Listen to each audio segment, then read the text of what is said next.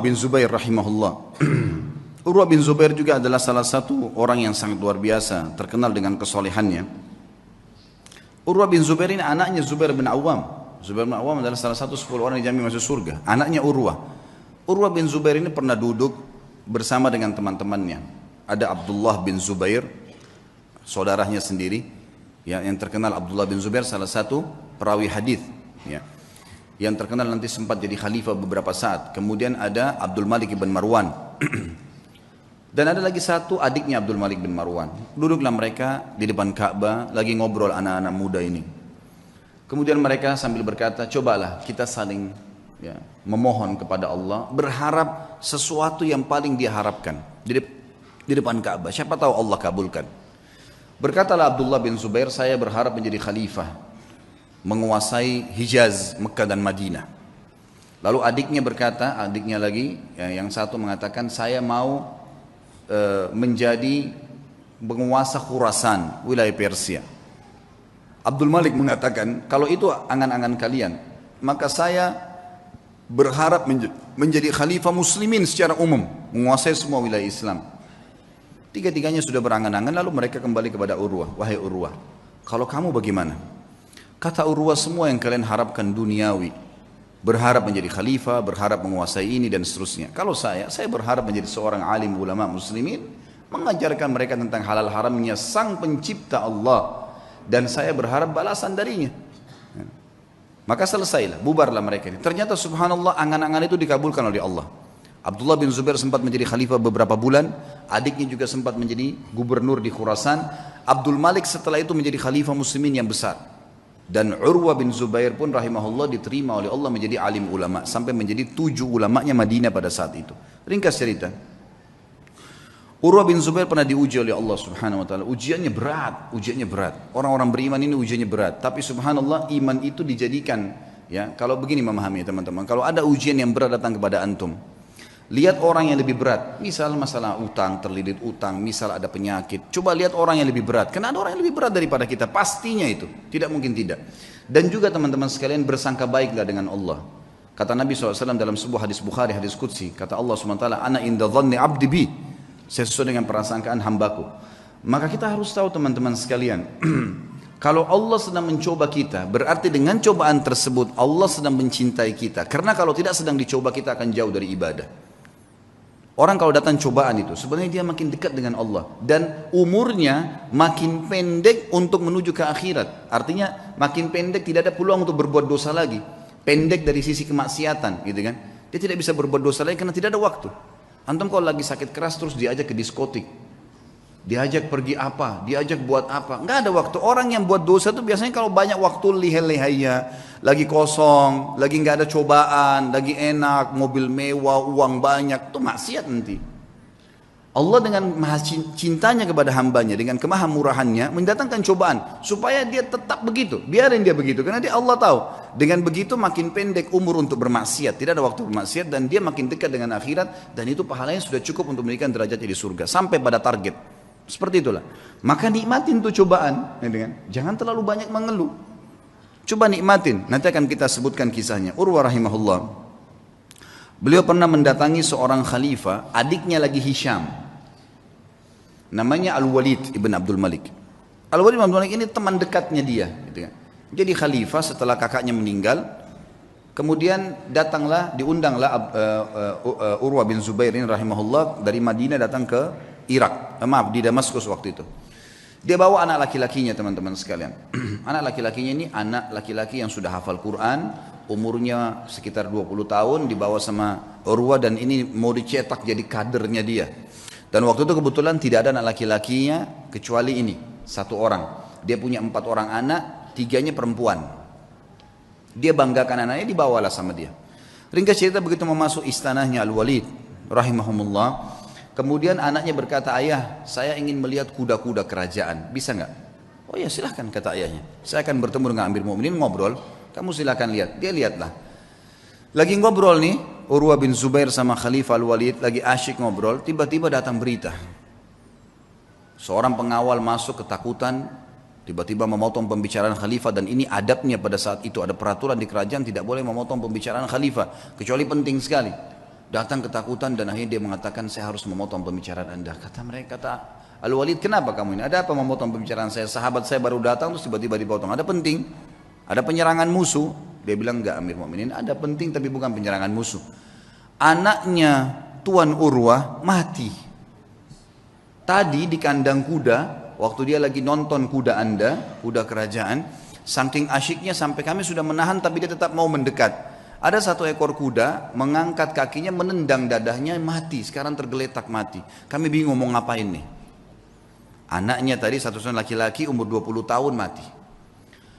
Al-Walid kaget. Ini yang tendang kudanya dia. Mati di kerajaan dia. Tetap dia shock gitu kan. Tidak enak. Tapi subhanallah dia balik ke arah Urwah. Urwah senyum. Urwah senyum. Lalu Urwah mengatakan, Inna lillahi wa inna ilahi raji'un. Berikan jenazahnya biar saya yang urus. Dengan sangat tenang dia turun dari duduk tadi bersama khalifah, dia lihat jenazah anaknya, ditutup matanya, diuruslah jenazahnya sama dia, dimandikan. Kata perawi kisah ini, tidak ada setetes pun air mata yang jatuh dari matanya Urwah. Dia urus jenazahnya selesai. Kemudian dia bilang sama Walid, saya mau turunkan anak saya di kuburan sendiri. Baiklah, turun. Begitu turun subhanallah di kuburan. Dalam kisah ini dikatakan ada satu penyakit teman-teman. Penyakit ini saya tidak tahu dalam bahasa Indonesia, tapi dalam bahasa Arab disebutkan gargarina namanya. Gargarina ini penyakit harus amputasi, nggak bisa enggak. Kalau kena itu biasa ada di jenis-jenis tanah tertentu. Jadi orang turun tidak pakai sendal, di zaman dulu itu bisa kena dan itu tidak ada obatnya zaman dulu. Harus dipotong, dia membusuk tiba-tiba kakinya. Urwah rahimahullah begitu turun, taruh jenazah anaknya, begitu sudah keluar, pas keluar kakinya kena gargarina itu.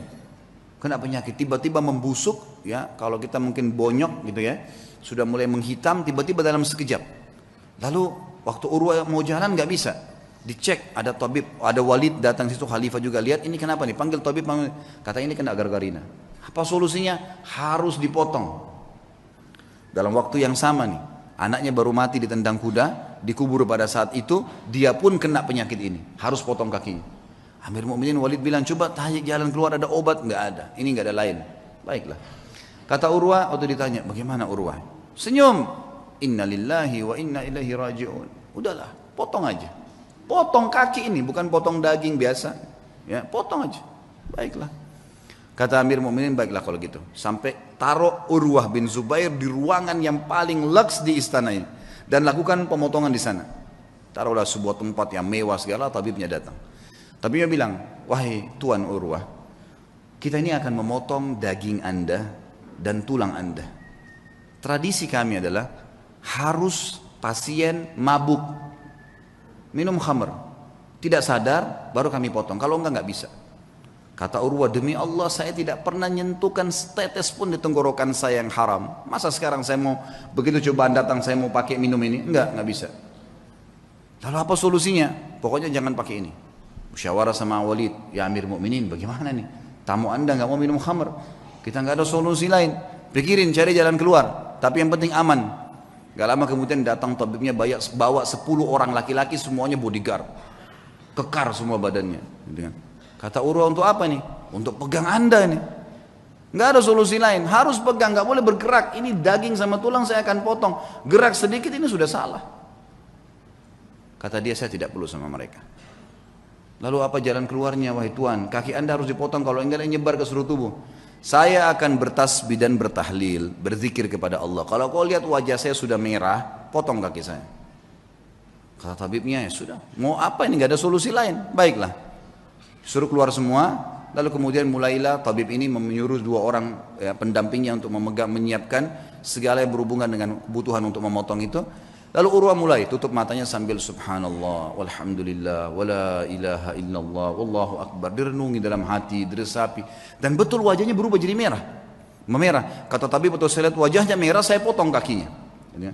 Saya potong kakinya. Terpotonglah kakinya. Begitu selesai terpotong, gitu kan. Kemudian ditahan darahnya, lalu saya mengatakan, Tuan Urwah, sampai Urwah berzikir, subhanallah, walhamdulillah, wala ilaha illallah, wallahu akbar. Tutup mata. Lalu ditepuk, wahai Tuan Urwah, kaki anda sudah kami potong. Dia bilang alhamdulillah. Biasa. Kakinya terpotong nih. Alhamdulillah. Terus kata tabibnya, tapi belum. Darah masih ngucur. Kami butuh memberhentikan darah itu. Kata dia, berhentikanlah. Dia bilang tidak ada jalan lain kecuali kaki anda kami rendam di minyak panas. Nggak bisa, harus minyak panas baru bisa. Minyak panas langsung membuat itu berhenti darahnya. Dia bilang lakukanlah. Saya akan berzikir lalu lakukan. Dia baca subhanallah, alhamdulillah. Kalau wajah saya memerah, tutup. Tapi subhanallah manusia, begitu dia berzikir ditaruh minyak panas, dia sempat teriak sebentar lalu pingsan. Gitu ya. Urwah rahimahullah terkenal teman-teman sekalian tidak pernah meninggalkan rubu' Al-Quran. Rubu' ini 10 juz setiap hari. Selalu bacaannya, tidak pernah tertinggal. Dalam kisahnya dikatakan dalam 3 hari khatam Quran, selalu bacaannya. Dan tidak pernah ketinggal 10 hari. Dan satu-satunya hari yang dia tidak baca 10 juz itu hari itu saja. Dikatakan dalam kisah hidupnya. Dan maka dia punya julukan kalau nggak salah khazin Al-Quran. Sahabatnya Al-Quran gitu loh. Ringkas cerita teman-teman, setelah dipotong, pinsankan tadi, direndam dengan air panas, air minyak panas, dia pingsan. Setelah dia bangun, dia bilang, mana telapak kaki saya? Didatangkan, orang semua heran, kenapa dia bilang, minta kakinya. Diambil sama dia, lalu diangkat sama tinggi, lalu dia bilang, demi Allah, selama 40 tahun, itu umurnya Urwah 40 tahun, selama 40 tahun, belum pernah sekalipun saya gunakan kau ke tempat yang haram. Dan saya bersyukur kepada Allah karena kau dikembalikan padanya dalam kondisi kau suci. Tidak pernah satu kali pun ke tempat yang haram. Dia berikan kesaksian terhadap dirinya. Dan ini boleh diucapkan kalau seorang mukmin yakin dengan apa yang dia lakukan. Gitu. Baiklah. Kemudian setelah itu dia pulang ke Madinah teman-teman sekalian. Tentu sebelum pulang ke Madinah Amir Mu'minin ini bingung gimana caranya meringankan bebannya Urwah nih. Supaya dia bisa tenang. Subhanallah di hari yang sama dengan hikmah Allah ada suku Arab datang, Badui. Mereka kelihatan dari padang pasir kondisinya sangat susah gitu. Masuk. Ada satu di antara mereka matanya buta ditopang oleh teman-temannya. Begitu masuk kata Al-Walid, apa cerita kalian nih? Dari mana kalian? Kami dari kampung ini kami butuh ini dan seterusnya. Terus ini yang buta kenapa nih? Ceritalah. Walid ini bilang saya tidak tahu kenapa saya tanya. Kata yang buta itu, wahai Amir Mu'minin, saya pemimpin mereka. Saya kepala sukunya. Dan saya ini Amir Mu'minin adalah orang yang paling sehat dulunya. Mata saya sehat, orang yang paling kaya dan paling banyak keturunan saya. Tapi keadaannya sekarang jadi begini. Kata Amir Mu'minin, memang apa ceritanya kamu nih? Dia bilang ceritanya begini Amir Mu'minin. Satu malam saya sedang jalan sama istri sama anak saya semua sama dayang-dayang saya. Jumlahnya banyak nih, ratusan orang. Semua harta saya bawa. Saya mau pindah kota. Kami turun di sebuah lembah, tiba-tiba waktu lagi tidur malam, ada banjir nggak tahu dari mana di padang pasir tuh lembah, mengangkat semuanya, kemah-kemah, harta, unta-unta, semua anak istri saya mati semuanya. Terbawa dengan air, banjir tiba-tiba, nggak tahu dari mana. Ini kisah nyata, semuanya hilang. Ya. Dia bilang saya pun menyelamatkan diri saya dengan bergelantung di sebuah pohon yang masih ada di situ. Saya pegang.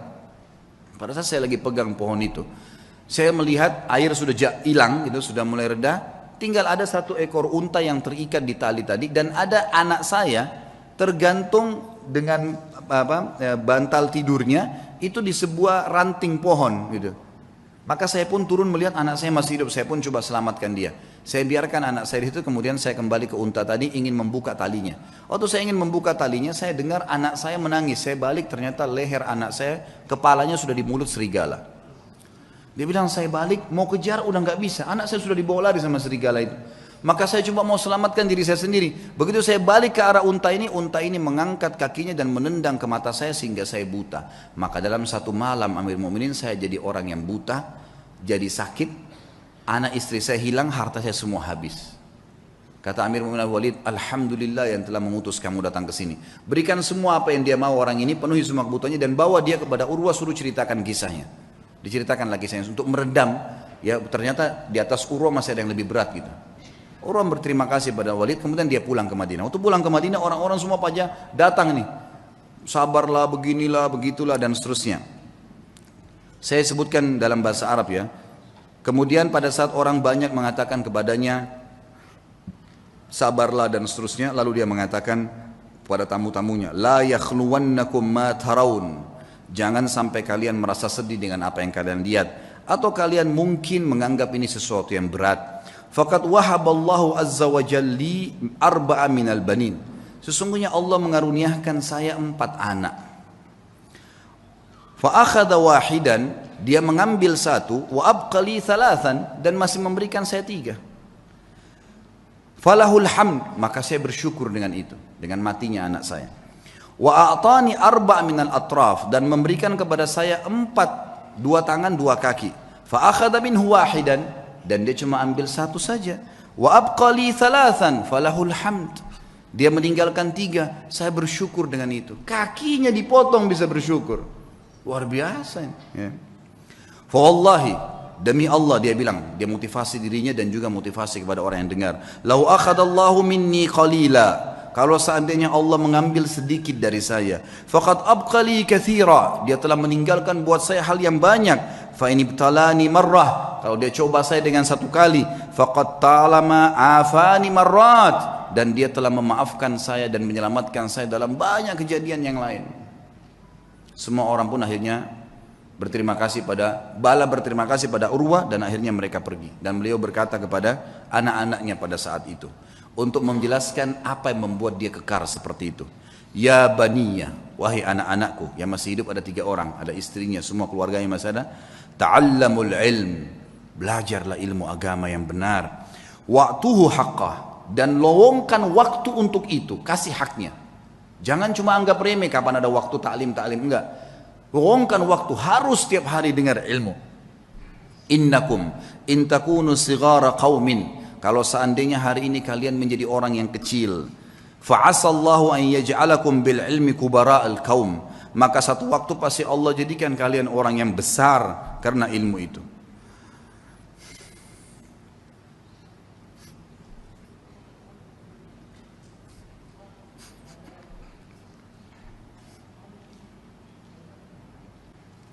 Wasau'ata hal fid dunya akbah min syaikhin jahil, dan sungguh buruk sekali, apakah ada yang lebih buruk dari orang tua yang bodoh gitu, tidak mengerti agamanya. Lalu beliau berkata juga, iyyakum antarau sadaqata annaha sadaqatun bal i'tabaruha hadiyah, hati-hati jangan pernah kalian melihat amal yang kalian kerjakan atau sedekah yang kalian keluarkan adalah sedekah yang kalian anggap remeh, tapi jadikanlah sedekah itu sebagai hadiah, tahdilillahi azza wa jal, yang kalian berikan hadiah kepada Allah subhanahu wa ta'ala. Wala yahdiyanna ahadukum lillah, dan janganlah kalian memberikan hadiah sesuatu untuk Allah. Yastahi an yahdiyahu li azizil qaum, yang dia malu untuk memberikan kepada terhormatnya kaum atau pejabatnya satu kaum. Fa inna Allah azza wa jal azzu wa akramul kurama, karena Allah itu adalah zat yang paling pantas untuk dimuliakan, dan dia adalah zat yang paling layak dan paling pantas untuk memberikan balasan yang lebih mulia. Wa haqqu an takhtar li hadiyatikum, dan yang paling pantas kalian berikan hadiah yang terbaik dari kalian. Kemudian beliau mengatakan, ya baniya, wahai anak-anakku, idza ra'aitum min rajulin fi'latal khair, kalau kalian melihat dari seseorang perbuatan baik darinya, fa'ammilu bihi khaira, maka pasti jadikan orang itu baik, sangka baiklah kepada orang itu. Wa in kana fi nadarin nasi rajulus su, walaupun dia di mata orang dianggap buruk, fa innalaha akhwatun amsalihha, karena perbuatan baiknya itu pasti punya saudara-saudara kebaikan yang lain. Wa idza ra'aitum min rajulin fi'latal syarr, kalau kalian melihat perbuatan buruk dari seseorang, laki-laki atau seseorang, fahdharuhu, hati-hatilah dari orang itu. Wa in kana fi nadarin nasi rajulun khair, walaupun di mata manusia dia adalah orang yang baik, fa innalaha akhwatun amsalihha, karena perbuatan buruk itu punya saudara-saudara yang ikut dengannya. Wa'lamu, ketahuilah, annal hasanati tadullu ala akhawatiha, bahwasanya semua kebaikan-kebaikan akan mendatangkan saudara-saudaranya. Wa annas sayyiati tadullu ala akhawatiha, dan seluruh dosa-dosa juga memiliki saudara-saudaranya.